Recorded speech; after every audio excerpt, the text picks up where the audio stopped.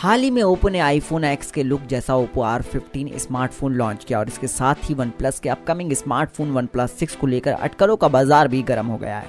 कहा जा रहा है कि ओप्पो R15 ड्रीम मिरर आने वाले वन प्लस 6 का ब्लूप्रिंट है। इसके साथ ही काफी कुछ साफ हो गया है कि वन प्लस 6 कैसा होगा। इसके पहले लॉन्च हुए वन प्लस 5T की बात करें तो इसका लुक काफी कुछ ओप्पो R11s जैसा था। वहीं वीवो के स्मार्टफोन में under display fingerprint sensor feature के साथ उम्मीद है कि वन प्लस 6 में भी अंडर डिस्प्ले फिंगरप्रिंट सेंसर दिया जाएगा।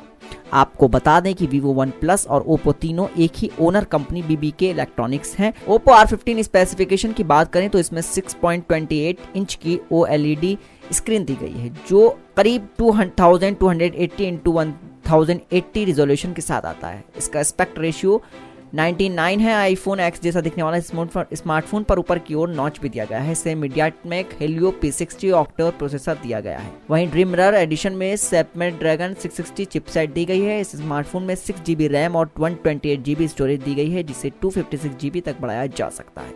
Oppo R15 dual camera setup दिया गया है जो 16MP प्लस IMP कॉम्बिनेशन और अपर्चर के साथ आता है। नेक्स्ट 9 टेक की रिपोर्ट।